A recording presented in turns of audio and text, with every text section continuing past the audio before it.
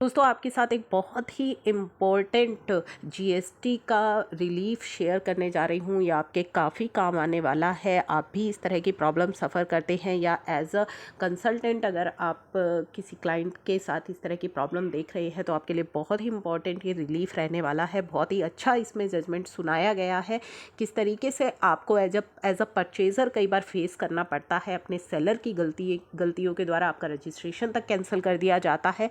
लेकिन ये एक इम्पॉर्टेंट जजमेंट है जो आगे आपके बहुत ही ज़्यादा काम आने वाली है, तो इसे ध्यान से सुनिएगा।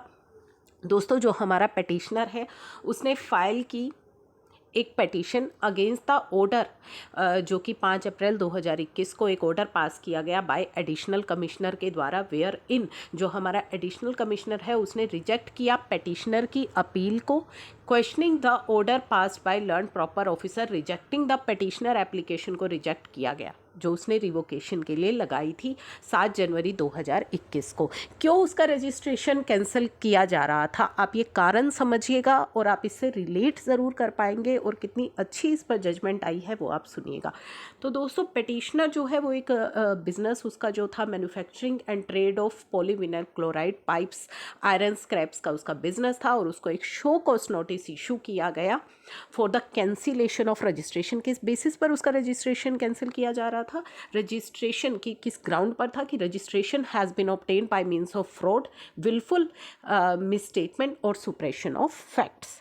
ठीक है, तो फ्रॉड के चार्जेस उस पर लगाए गए, मिस स्टेटमेंट या सुप्रेशन ऑफ फैक्ट्स कि उसने फैक्ट्स छुपाए हैं, इस तरीके के उस पर चार्जेस लगाए गए और उसका रजिस्ट्रेशन कैंसिल किया जा रहा था।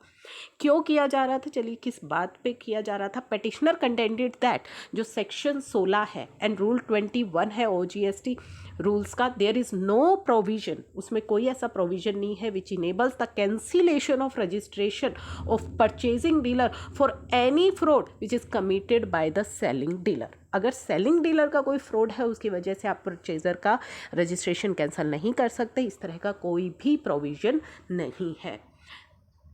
सेकेंडली पेटिशनर ने आर्ग्यू किया that the cancellation registration of selling dealer, यानी कि जो सेलिंग डीलर था जिसे परचेज करता था जो कि मिस्टर मैसर्स पवन सुट एंटरप्राइजेस था, टुक प्लेस ऑन 1 अक्टूबर 2019 को जो है उसका रजिस्ट्रेशन कैंसिल किया गया long after the date of purchase made by the petitioner from the said dealer. यानी कि जब वो उससे परचेज करता था उसके काफ़ी समय बाद उसका जो सेलिंग डीलर है उसका रजिस्ट्रेशन कैंसिल किया गया।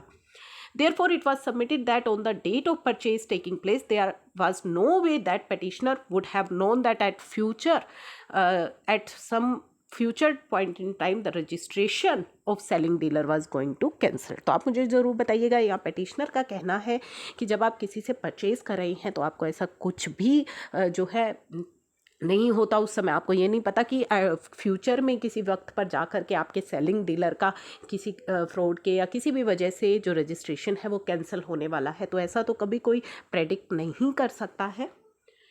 As oppose to the contentions made by the petitioner, respondent यानी कि डिपार्टमेंट ने क्या आर्ग्यू किया, that a field visit was undertaken to address shown for the selling dealer का जो एड्रेस है उस पर फील्ड विजिट की गई and the premises were found to be occupied by some other person and not by the selling dealer. यानी कि purchaser जो हमारा पेटिशनर है वो जिससे खरीदता था सामान, उस सेलिंग डीलर पर जब विजिट हुई तो वहाँ पता लगा कि वहाँ पे कोई दूसरा व्यक्ति है, दूसरे व्यक्ति ने ऑक्यूपाई किया हुआ है उस प्रीमाइसेस को सेलिंग डीलर की जगह पे।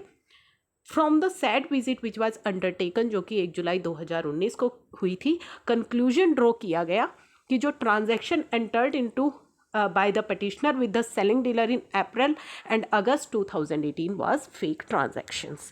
तो जबकि सेलिंग डीलर की पॉइंट साइड पर मिस्टेक्स थी, डिपार्टमेंट ने कंक्लूजन निकाला कि जो हमारा पेटिशनर है, जो परचेज़र है, उसने सेलिंग डीलर के साथ जो डील करी थी अप्रैल से अगस्त 2018 तक, वो सारी की सारी फेक ट्रांजैक्शंस है और इस बेसिस पर वो परचेज़र का जो रजिस्ट्रेशन है उसको कैंसिल कर रहे थे। After taking the परसुअल of the facts and evidence, जो ऑनरेबल उड़ीसा हाई कोर्ट है उसने ऑब्जर्व किया, रेस्पोंडेंट यानी कि जो डिपार्टमेंट है fail to show that petitioner as a purchasing dealer deliberately availed the ITC in respect of transaction with an entity known that such entity was non in existent. तो department यहाँ पे किसी तरह से प्रूव नहीं कर पाया है कि जो परचेजर है उसने एज अ परचेजिंग डीलर जो आईटीसी अवेल किया है वो किसी फेक ट्रांजैक्शन से या किसी ऐसी एंटिटी से लिया है जो कि एग्जिस्ट नहीं करती थी। And on the basis of observation court ने जो पेटिशनर है उसका रजिस्ट्रेशन रिवोक किया कि उसने जो कहा कि जो पेटिशनर की इंटेंशन है वो कहीं से भी ये प्रूव नहीं हो रही कि पेटिशनर ने डेलिबरेटली आईटीसी लिया उन ट्रांजैक्शन का, ये जानते हुए कि जो एंटिटी से वो डील कर रहा है वो एग्जिस्ट नहीं करती है। तो सेलिंग की गलती से जो परचेज़र का जो रजिस्ट्रेशन कैंसिल करने पर डिपार्टमेंट लगा हुआ था उस पर जो हाई कोर्ट का क्या कहना था कि हाई कोर्ट ने ये उस पर जजमेंट सुनाई और जो पेटिशनर है उसका रजिस्ट्रेशन रिवोक किया। तो इस तरह के डिपार्टमेंट इश्यूज क्रिएट करता रहता है आमतौर पर टैक्स पेयर्स की लाइफ में। तो ये काफ़ी इंपॉर्टेंट रहने वाली है, जजमेंट एज अ कंसल्टेंट भी आपके लिए इंपॉर्टेंट रहने वाली है, या एज अ टैक्स पेयर अगर आप इस तरह की प्रॉब्लम फेस कर रहे हैं तो आपके लिए काफ़ी इंपॉर्टेंट जजमेंट रहने वाली है। इसे शेयर ज़रूर कीजिएगा। Thank you for watching.